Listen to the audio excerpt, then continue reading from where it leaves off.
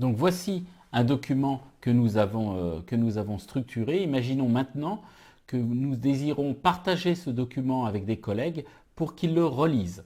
Donc pour ce faire, il suffit tout simplement de leur envoyer ce document ou de le déposer sur un site SharePoint par exemple, en se mettant en mode révision. Donc je vais sur révision, ici, et je fais tout simplement suivi des modifications. Je vais cliquer sur le suivi des modifications ici. Voilà qui est fait, je vais suivre l'ensemble des modifications. Je sauve ensuite ce document, voilà qui est fait, et je peux envoyer par exemple ce document à un collègue pour vérification. Une fois ce document envoyé, imaginons qu'il m'envoie une nouvelle version de ce document.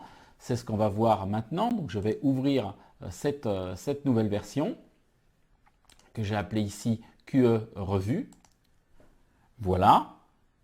Donc voilà le document qui est en mode révision. Donc vous voyez, mon collègue a modifié un certain nombre de choses ici.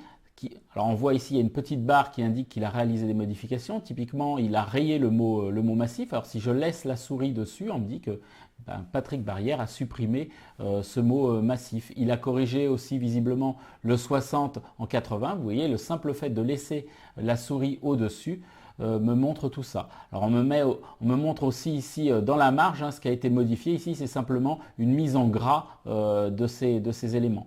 Et on voit toute une zone qui est surlignée ici. Visiblement c'est un commentaire qu'il m'a mis. Bon, il a trouvé que la phrase était un petit peu longue. Rien ne m'empêche d'ailleurs moi-même de changer un certain nombre de choses. La quantité de monnaie produite, je vais par exemple la remettre ici moi à mon tour en gras, et vous voyez automatiquement avec des jeux de couleurs différents, ici moi je suis en rouge, c'est entouré de rouge, les modifications que j'ai effectuées. Donc si ce n'est pas septembre 2016 mais 2015 que je veux indiquer ici, automatiquement pareil, le simple fait de me déplacer, on verra ici sur le 2015, on verra ici qui a effectué cette modification. Alors je peux repartager ces modifications ou je peux décider aussi que ce document sera la version finale. Alors pour ce faire, je vais aller dans révision ici tout en haut. Voilà qui est fait. Et là, je vais regarder toutes les modifications qui ont été effectuées et je vais les accepter ou les refuser. Alors, je vais faire par exemple accepter. Alors, je vais passer de modification en modification. Donc voilà, je vais aller sur la prochaine modification. Voilà, c'est celle-ci. Celle-ci, de le mettre en gras, en plus, c'est moi qui l'ai fait. Donc, je vais accepter ça. Voilà. Rachat massif, bon, Patrick voulait qu'on supprime ces éléments, je vais l'accepter aussi.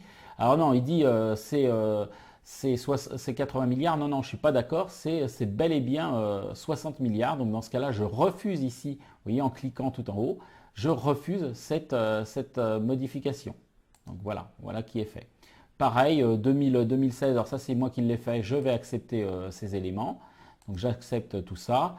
La mise en gras, par exemple, je vais accepter, etc., etc. Alors le commentaire, maintenant, j'en ai pris conscience éventuellement. Bon, je préfère laisser la phrase telle qu'elle est. Je vais tout simplement supprimer ici le commentaire. Alors voilà, je crois que c'est à peu près tout. Ah non, il me reste encore des modifications. Alors vous voyez, vous pouvez accepter à chaque fois, passer de modification à modification pour accepter, mais je peux aussi, tout simplement en cliquant sur ce petit bouton, accepter toutes les modifications de ce document, c'est-à-dire toutes les modifications qui restent dans mon document. Voilà, mon document est terminé, toutes les modifications ont été ici acceptées.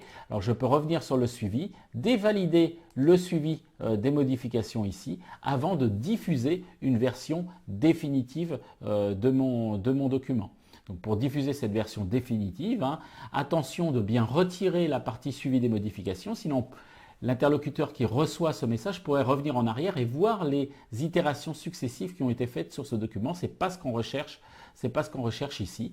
Donc je peux aussi regarder si je ne les ai pas laissés en allant sur le menu fichier ici et vérifier comme on l'a fait lors d'un précédent tuto, s'il n'y a pas des problèmes sur ce document, c'est-à-dire si je n'ai pas laissé effectivement des traces sur ce document. Je peux aussi, pourquoi pas, enregistrer directement ce document en PDF, comme ça je suis sûr que la totalité des commentaires éventuels et des modifications éventuelles ont été effacés dans le document PDF. C'est ce que je vais faire ici, je vais le sauver en PDF, enregistrer. Et voilà, il va me générer le PDF et on le voit ici dans le lecteur Adobe Reader ici.